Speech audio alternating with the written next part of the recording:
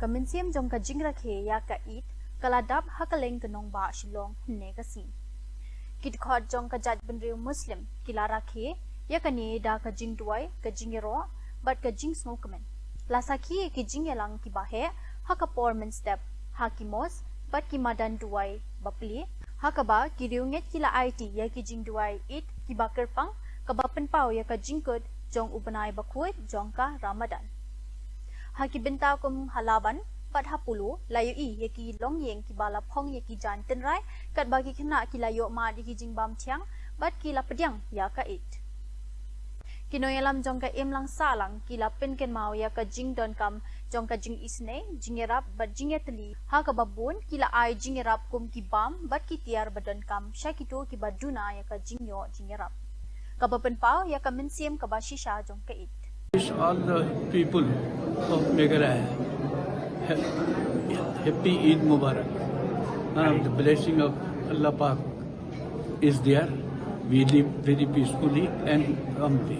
We don't want to exaggerate anything, but pray to Almighty Allah that peace and harmony will be prevailed in our state.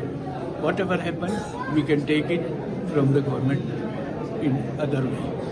Only my request to ANTF, when they catch this thing, not only the name should be there, address early so that we pursue the case and feel that these people are doing all rubbish. They are not Muslim who can do this.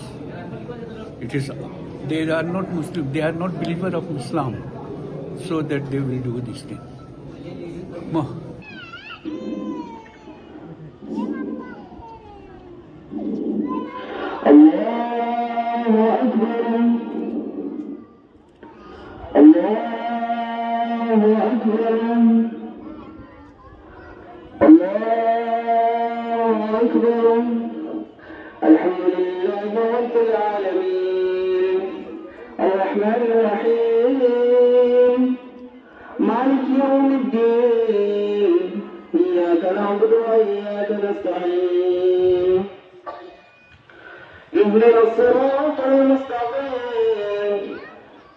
صراط الذين أنعمت عليهم